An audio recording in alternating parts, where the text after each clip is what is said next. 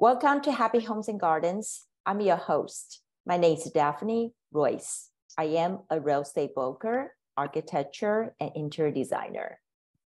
Boba tea originated in Taiwan, has been imported to California since the 90s. Boba tea has now become a popular drink for all ages. Have you ever wondered why boba tea is in such high demand?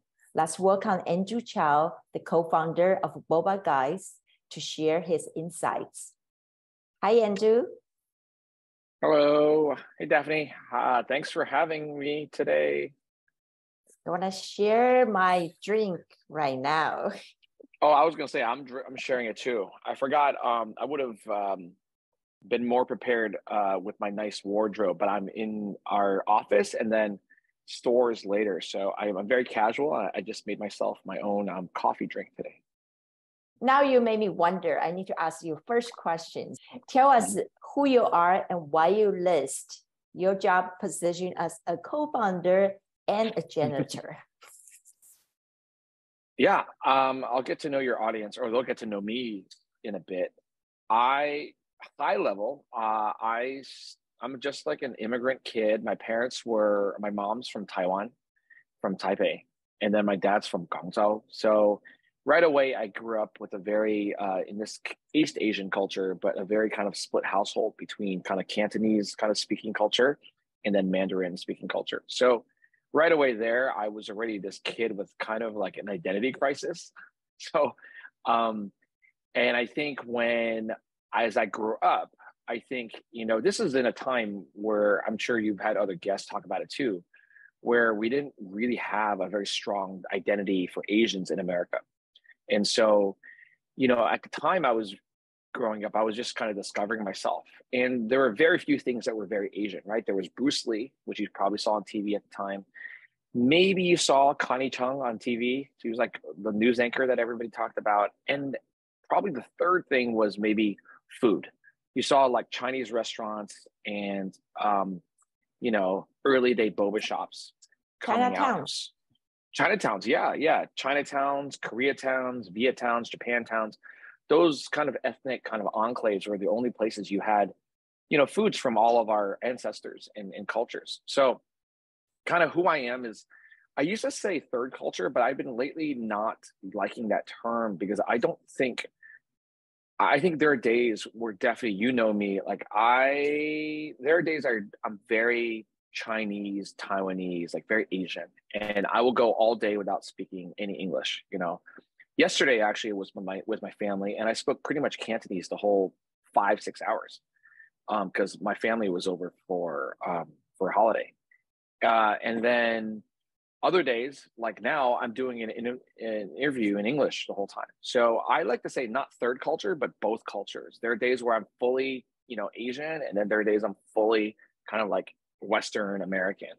So that's kind of who I am. And then high level, Boba Guys, we just wanted to make, my co-founder and I and our team now wanted to make boba for everyone. So, I mean, your audience is kind of from all over, a little bit more cultured. So, I hope people could see us as more of like a global drink company. Like the drinks that we do are inspired by beverages from all over the world, not just Asian, but also Latin, Caribbean, South American.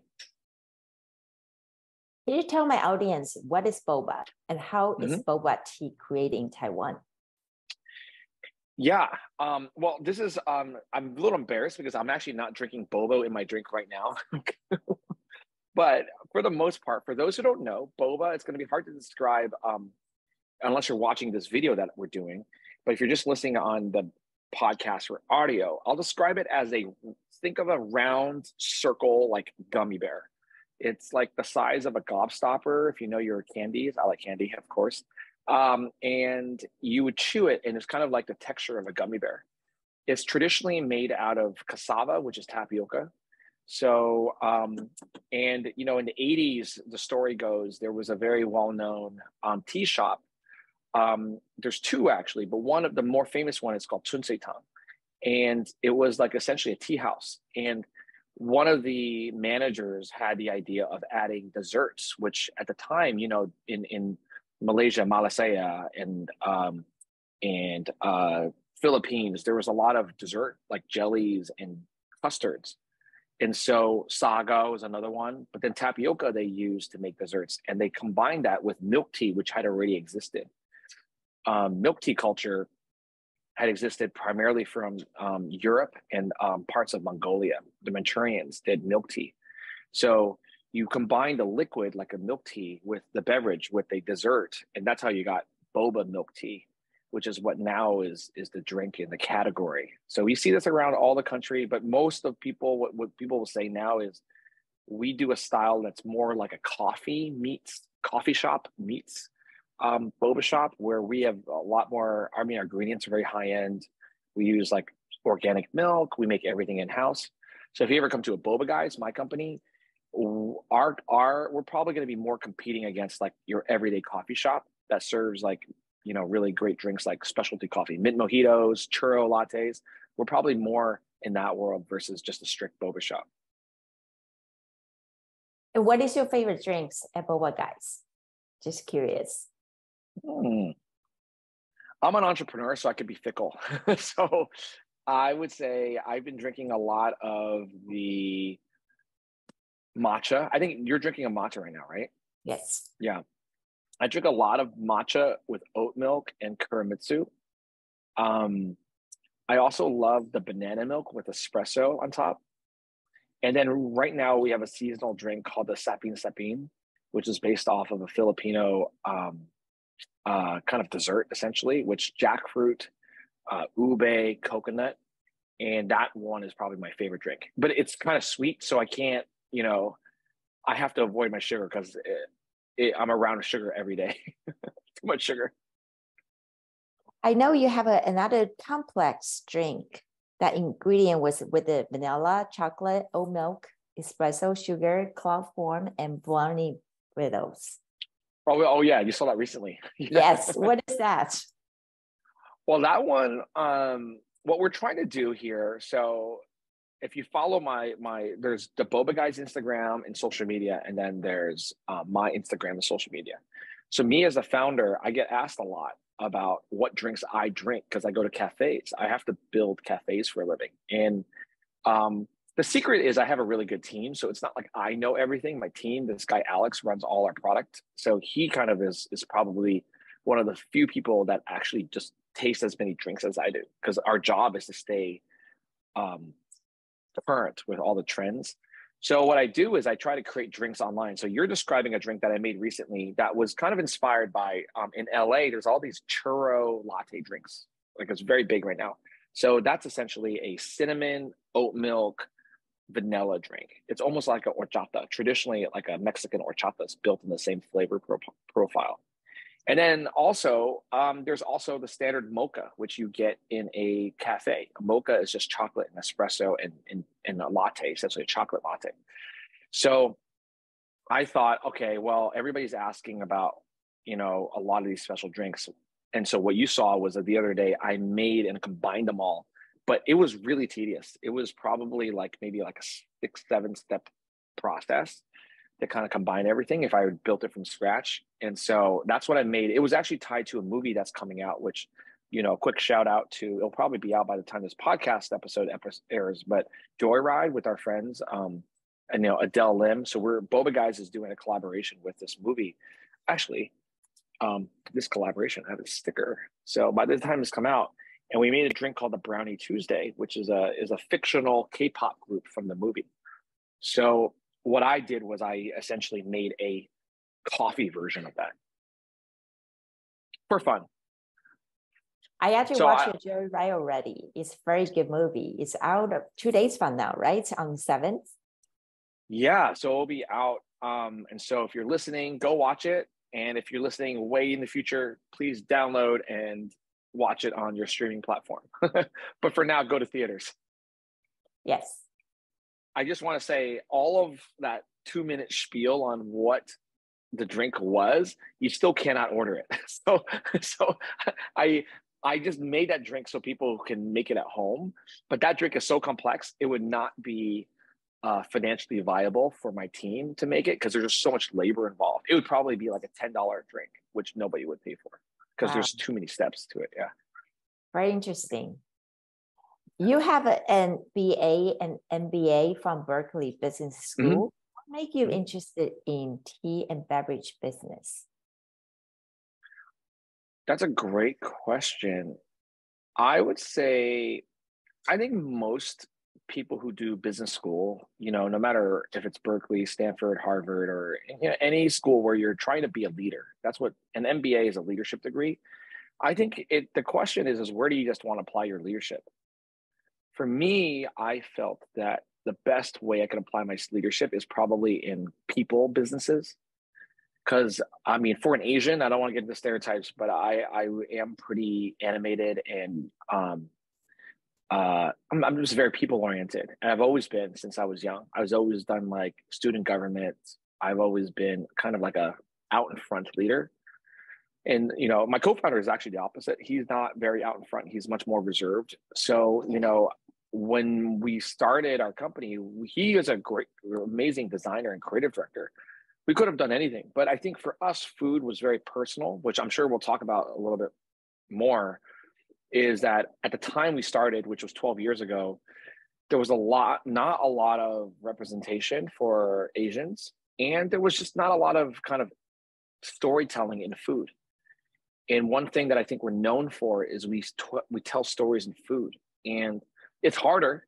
I'll say it's definitely harder to kind of think about nuance and to think about dialogue and to kind of explain things.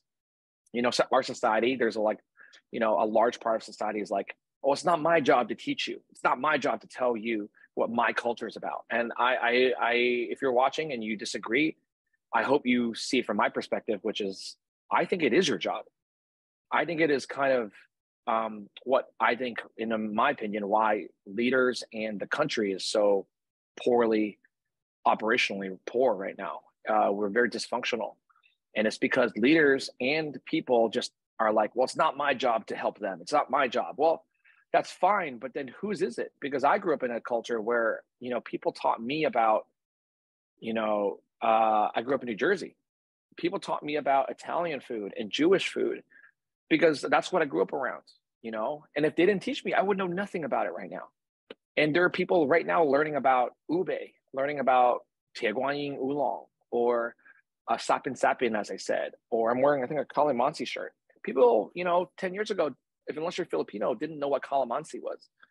It was like this, citrus kind of fruit that is very popular in the Philippines, in Southeast Asia.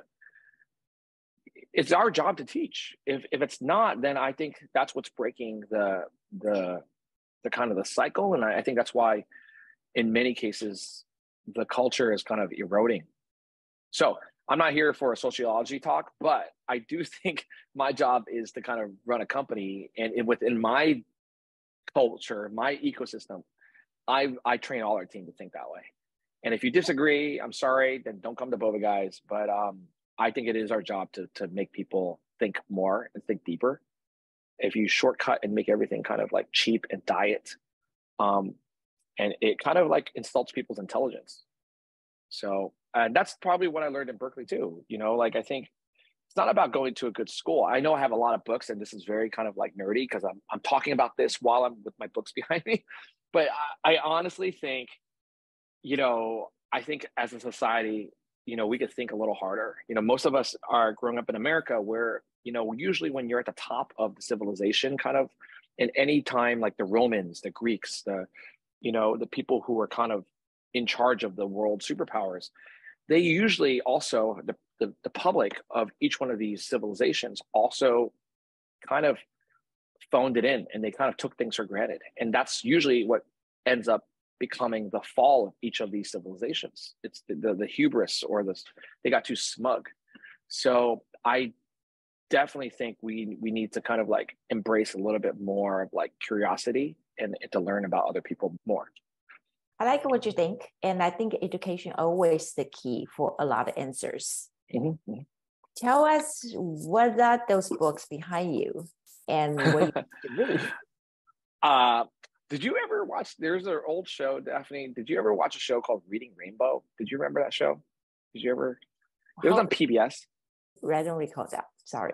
It's a great show by Okay. LeVar Burton was the host. And the theme song was like, butterfly in the sky, I can fly twice as high. If you take a look, it's in a book, Reading Rainbow. So the opening song lyrics are basically about, if you take a look, it's in a book, Reading Rainbow. And it's the idea that, you know, you can expand your horizons through reading. And as someone who grew up with immigrant parents who did not speak great English, like I primarily still speak the Chinese, Mandarin, or Cantonese to my parents to this day. The only way I kind of learned American culture when I was young, because I'm the eldest. I have a younger sister, but I had no cousins. I'm the eldest cousin too on all my sides of the family. I only could learn through books. And so I was very bookish. Books were like my escape. I would read things like Boxcar Children. I would read, you know, well, now he's kind of canceled, but Roald Dahl. He wrote James and the Giant Peach. I wrote Louis Sachar, who wrote, you know, I think Sunday Stories or something like that. And so all these books that I grew up on allowed me to experience culture and expand my mind and horizons. So what I have behind me are none of those books. My books are all nerdy now at this point. I have like books about starting companies, about, you know, expanding your skill set. One of my favorite books is, I think it's David Epstein. I don't know where it is. Oh, right here. It's the teal and black one. It's called Range. And it's the idea that in a world that is becoming more and more interdisciplinary, we kind of in the past rewarded specialists. You know, in America, we're like, oh, only this is a coffee shop. This is a tea shop. This is a boba shop. He's an engineer. She's a mechanic. If you kind of put America is very black and white, or the culture is very kind of like specific, where I think the future, and that's what the book is saying, is the future of employment, of labor, and just I think in culture is having a broad generalist view of things. And, you know, I think in the ancient times, like the Greeks, I was reading that, you know, they really embraced polymath. You know, polymath is the idea that you can be an expert in many different disciplines at the same time. So, you know, Leonardo da Vinci was actually an engineer. If I remember, I forget which one he was first, but he was known for painting, you know, like these great frescoes and stuff. But he was also an engineer, and he was like an architect or something too. And so you're like, well, what is that? You know, how is that combined? Because people see one as a painter and one as kind of like this engineering mind. And I think we as a society like to bucket people in that way, when I think we're a lot broader than that. I mean, you're a realtor, right? You do real estate, but you're also hosting this show. And so I don't think, you know, I think we could probably think a little broader now. So I think that's one of my favorite books. And I have a lot of other books behind me. I have like almost all nonfiction though. All my books are like reference books. So they're very nerdy. I rarely read our fiction. I don't know why. I don't read fiction either. So oh really? Like oh, there you go. Yeah, I wonder just why. want inspirations for me. Well, tell us, there are hundreds of boba shops in the Bay Area. What makes your one of the top ranked boba shop? Yeah, I would say, I don't know if we're top ranked, because I don't know if there's a really good an objective way to evaluate, but I think we're one of the most popular according to the internet. And I think the popularity comes from, we do a boba in a style that's different from most people.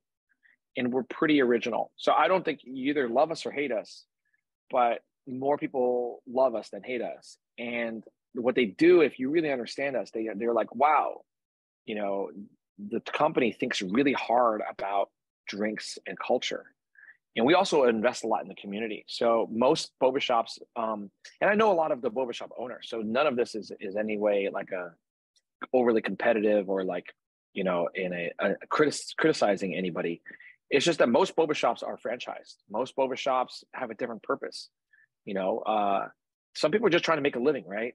So they're not thinking about things like, you know, community involvement or representation, because to them, they're immigrants, or that's the only thing they want to do. And so they're not trying to create, you know, content for tea and make it cool. That's kind of what we do. but not everybody has the same mission in their company. So, and then if you're franchise, as most boba shops are, about 95% of boba shops are coming from franchising, then your purpose is really, if you're going to franchise, you're probably going to mainly do it for profits. Otherwise, if it was about storytelling, you would have started your own company. You would have started your own brand. So to me, that's kind of like why I think we're differentiated, because we have a very strong point of view. We don't franchise. And so you're talking to like one of the two guys that run it. And so if you like what I have to say on this podcast or what we do, then you gravitate to us, because most of the other ones are almost all the same, similar structure. In many cases, people don't know this, the money flows back into the same families. I actually know a lot of the team and the families, and, everybody thinks like to say Boba Guys is big. Yeah, but if you're going to a local franchise operator, it's very likely it's going to a large family office back in Asia, who I know. I'm Taiwanese, so I go to Taiwan. I just booked my Taiwan ticket today. It's just a different way of operating. And then on top of that, our drink and our storytelling is more reminiscent of a coffee shop. So on top of that, it's very hard for boba shops to kind of tell stories the same way. We talk about, where everything comes from. We use Strauss organic milk, or we use this type of bean from this farmer with this company. Right now, you couldn't tell, but the drink that I'm experimenting with that I put on my personal Instagram today it's a sesame milk. So everyone's like, what's the next big alternative milk? And I'm testing a coffee with the sesame milk right now as I talk to you. So that type of storytelling isn't really done at a boba shop. It's more likely a coffee shop doing that. So other than that, I have no idea why we've made it so big. I think sometimes, most of the times nowadays, I don't know what I'm doing, because we're at a size where, we're too big. We're not in the mom and pop, but we're not a small like a mom and pop, but we're not Starbucks. I don't have that kind of resourcing, so I'm kind of still scrappy, and we don't have like venture capital money. So a lot of what we do is a lot more like go, make it up as you go, which is scary. That's a whole something I'll talk about. That's how I met you, right? We did an event together, and if I had a board, if I had investors, they would say, don't do these events.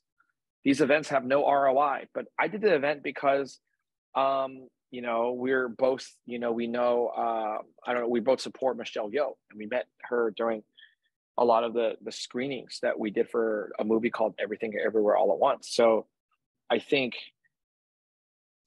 there's no ROI in that. It was just, I knew she was, a part of a cultural moment, and Boba Guys, my company, wanted to support it. So yeah, again, other than that, I don't know what to do. I don't know what we're going to do with the company. I don't know where it's going to go. I don't know how big it's going to get. We're stuck in California, where a lot of businesses are failing. So on top of that, I don't know what's after California. I heard you are going to have shops in Southern California. Congratulations. Thank you. How are you going to manage them and maintain quality control? Yeah, well, we currently already have LA and New York, so they're already open. But I think we did close some of them down, and we essentially had to reopen them. So it's like starting a brand new company again. So it was hard. How do you maintain control? I would say, I don't know if this is like this in real estate, but do you ever like throw like a rock in like a lake or a pool of water, and then it ripples? And the further out you are from the original center of the ripple, the less kind of like high the wave is. And the strongest wave, the strongest signal is always the one closest to the epicenter. Well, I think that's like that in leadership and culture. And so if the stores that are closest to the core unit of Boba Guys, which is the Bay Area, we generally have a very strong culture. We have 13 stores up here in the Bay Area. So that's kind of what we're known for. In LA, which is an hour from San Francisco by flight, it still has very strong culture, but it is a little bit like maybe 80%, 90% of the culture that we have in the Bay Area. And then New York is probably even worse, is probably not worse, but New York is harder to kind of convey, you know, across the country through different time zones, through different ways of even approaches of talking about sustainability, talking about entertainment, talking about culture. For example, we have drinks in California that we don't have in New York, because in California we have a big Filipino population.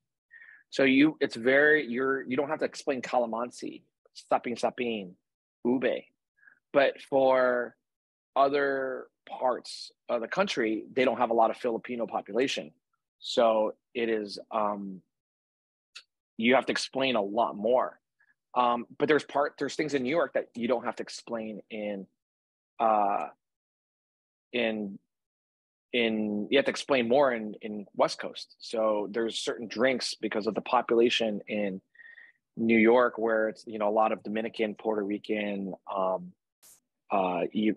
Queens, a lot of like specific parts of Asia immigrants. So those create a certain cuisine, a certain culture that is very different from San Francisco. Do you tell me that East and West Coast has different cultures for drinks? As I was saying, the Filipino drinks are kind of more on the West Coast. We also have a big like Mexican, Hispanic population that is primarily from Mexico or Central America. So the style of a drink that we make, because we about 1/4 of our team is Latino, Latina. So they come from Spanish speaking or Portuguese, mostly Spanish speaking cultures. So they're in many of them, because many times they're colonies by Spain. They have a style of one drink called the horchata. So there's different types of horchata. There's a Mexican horchata, there's a Spanish horchata, there's a Salvadorian horchata. So it depends on where you are, even in the world. One drink that we all know as kind of like cinnamon rice milk is slightly different, because they use, you know, like chufa, like tiger nut or something in whatever different type of ingredient, and it will alter the flavor. Same with naita, milk tea. There's Hyunggong naita, right? Hyunggong naita is using usually evaporated milk, sometimes with condensed milk. So it has this kind of evaporated milk fat taste that you have in your mouth. And the milk is very honong, is very deep and a little bit bitter. But you also have regular Taiwanese milk tea, which is a lot more frothy, and you shake it. And then you have teh tarik, which is Southeast Asia, like Singapore, you know, and that's a little bit different. And then you have Thai, which is also milk tea, but you have cardamom, ginger, some spices in that. So that right there, that's all Asia, but that's all different styles of milk tea that are kind of the same, but not. So we do that even in California, where certain parts of our stores, you know, we have a store in Venice, and I love Venice, but Venice is not many Asians go out to Venice Beach. So a lot of these Asian drinks are not going to be fully done there. We actually have a Middle Eastern drink using essentially rose water, cardamom, called ruafsa. It's a syrup that is very well known in kind of like South Asian Desi culture, like Pakistani and Middle East culture. And it's a rose water essentially drink, and it has a different flavor profile that we generally don't see in East Asia. So I'm nerding out here, but my job is to know culture of beverages, and I don't think I know all of it, but to me, I see those nuances. An average person would not see that when they walk into a cafe. I could see kind of where the breakdown is. Oh, a Spanish latte is here. A flat white is here. That's Australian coffee. Okay, how do we do a flat white? Oh, is a macchiato and a latte. How different is that? How much milk? What's the ratio? What order do you do it in? So to me, I think of that drink construction a lot more harder, a lot more intellectualized than an average person. But it's culture. That's all it is culture. There's no right or wrong. It's what's normal. What's the most popular way of doing something? And that's kind of why we love doing what we do. Because, you know, years ago, boba was not normal. Banana milk, that one of our famous drinks, was not normal. Strawberry matcha. Strawberries have existed for millennia. Matcha has existed for 2 millennia. Really, there's nobody really combining strawberry matcha until Boba Guys made it famous. It wasn't because we were better or incredible or anything like that. It was just in our time, it was the right time to combine something very kind of like Californian strawberries and something very Asian, matcha. And it all came from a Kit Kat. You know, I was eating a Kit Kat bar that was a green tea Kit Kat and a strawberry Kit Kat, and I combined them in my mouth. And that was how we created strawberry matcha latte. So it's still small things that all it comes back to is culture. There are a lot of knowledge about drinks. I'm just sorry. I went on a 3-minute rant on not rant, but like TED Talk on drinks. And I know you are an entrepreneur. Do you think Boba Guys may someday use technology such as robots or AI to operate its retail outlets? Ooh. This is going to get me in trouble depending on how I answer this. Because I know people are going to watch and they're going to be like, oh, they're going to pick it apart.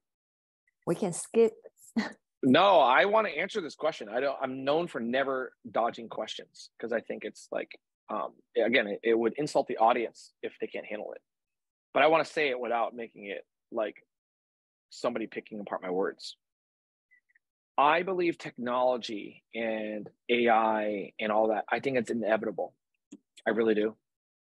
I think if you don't think it's inevitable, I think you're living under a rock. So I think it's very provocative for me to say but in America, we think about it very backwards. America is behind in technology. We think we're the best country in the world many times. We are not. We're so behind in transportation, in healthcare, in technology, and food.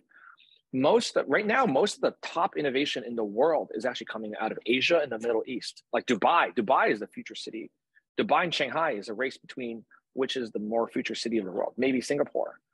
And I think America doesn't know that. We don't even know where that is. You can't even find that on a map, a lot of Americans, right? So to me, when I hear people be like, oh, well, what about jobs? I'm like, assume that today's jobs are not going to be there. We have to. Driverless cars are already here. So I think, America, if you're on top, it's very easy for you to dictate what the change is going to be. That's what America was for 1 century. But America lost all its powers. Everybody looks at America and be like, whatever happened to them? They're killing each other. They got to fight all the time. They don't know how to think. They never read about other countries. So we're never the inspiration anymore. Not anymore. And so what I do think, if we do turn it around, I think it's going to be AI and robotics. Because AI had always been America's thing. AI, a lot of the short stories either came from Japan or America. So America, the culture has always had these like the iRobot movies, like Isaac Asimov movies, short stories, or I used to read this guy Ray Bradbury. He wrote these books about sci-fi, and we have a culture for that, so we know it exists. And so what I think will happen is, I hope we embrace that. Okay, robotics, AI is going to come. So what are we going to do about that now, in 1 year, in 10 years, in 100 years? And if Americans can think that way, then I think we're fine. So self-driving cars, it's already going to happen. I'm sorry. It's already going to happen. Robotics, self-checkout has already happened. Go to Asia, everything's QR code. You don't even use cash in Asia. In America, we have this huge debate because we have a lot of classism. And people think I would not talk about it. But I understand the socioeconomic impacts, despite what people think, how I live. And,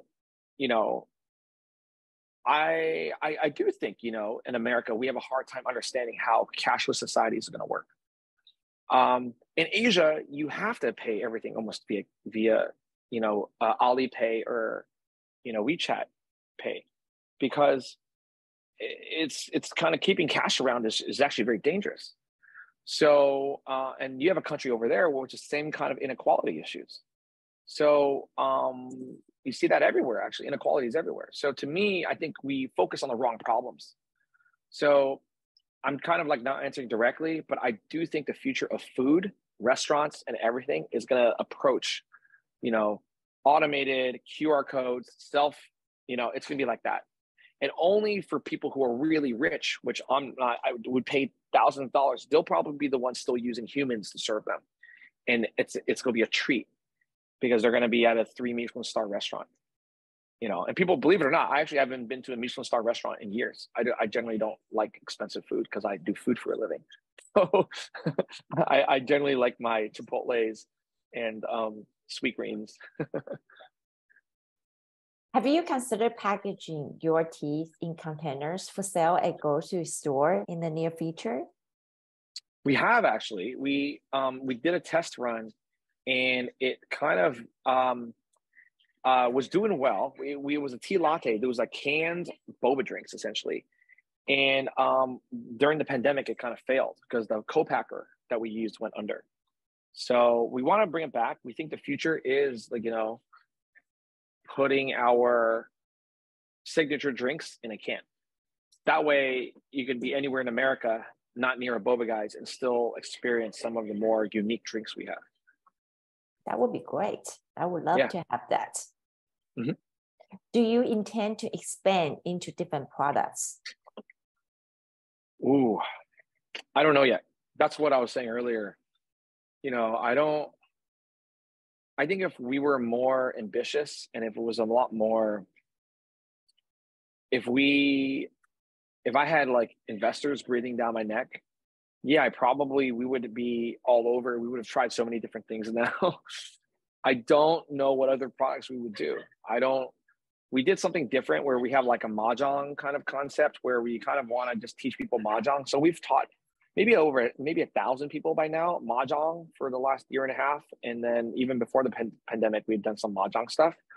So I think that's something where, you know, personally, it's like an old mission of mine. I'd be like, I taught this many people how to play mahjong. I think that would be really cool to say that when I kind of, you know, about to die. I'd be like, oh, what did you do in your life? I'm like, I'm this Asian guy who taught, you know, thousands of people how to play mahjong when before that nobody played mahjong. Just like not many people drank boba until Boba Guys got really popular, and that kind of blew the doors wide open. So to me, I kind of like doing that, but how that's measured, I don't really have like, it's not about money. If it was about money, we've said this before. Like I would have sold a company a long time ago. At 20 stores, we're at 23. I should have sold the company to like any of these large restaurant chains or Starbucks or whatever, and we would have been retired. But I love culture. It's why I even do interviews. I don't ever really talk to newspapers. I only do long form. And it's because I want people to hear what we have to say in its context versus like a small 2-sentence verbatim snippet, which is why I think the part of the problem, which I'll talk about later, or I'll probably end with, is like I think the media is a huge problem with our society today. It's media is kind of the core issue. I have one question about my cup here. Oh yeah. Can you tell me about your logo? Did you design it? Oh yeah. Yeah, my co-founder did. He's actually a really talented designer. He's kind of like it's an aardvark first. Some people ask, well, what if you can see, sorry for anybody listening on the audio part only, but I'm describing our logo, which is an aardvark. It looks kind of like an anteater, but they're not even related. It just has like a long nose. And the reason is it's a spirit animal for us. So a spirit animal, depending on what culture you kind of grew up in, Native American, indigenous, or Asian culture, spirit animals are where you kind of like have an animal embody your DNA, your spirit. And for us, an aardvark is obscure. It's like you're not really sure what animal it is because people always ask, what is it? But you kind of recognize it, but you don't know the name of it. And it's friendly looking. It's kind of very kind of like, it just eats ants and just kind of runs around all day. And it's kind of like how Ben, my co-founder, and I think of each other and our company, where, you know, we're not like, it's very hard to say we're just a boba shop. And it's very hard to say we're this cafe. You can't really kind of pin us down. You're like, when I hear people describe us on the internet or in interviews, or even just like friends just tell me, they're like, I have a hard time describing your business to people. Because when I say it's a boba shop, it's not. But if I describe people, it's not a coffee shop either. So it's really hard. And then you sell a lot of merchandise. So it's not like always just food. You sell a lot of things with fashion and entertainment. So you're really hard to figure out. So I'm like, well, that's just like an aardvark. An aardvark is kind of like this really weird, obscure animal that that just embodies kind of our kind of essence. That was very interesting. Actually, your logo is very noticeable. When I spot that, I know that right away. Mm-hmm, mm-hmm. Thank you, Andrew, for your time. I really appreciate this interview. Yeah, thank you, Daphne. This was great. It was super an honor interviewed by you, and then also to let me kind of share some of my deeper thoughts. I love your deep thought. I would never thought any answer shared. You thought we were just talking about boba and sugar all day, huh? Yeah, I actually know you more now. Yeah.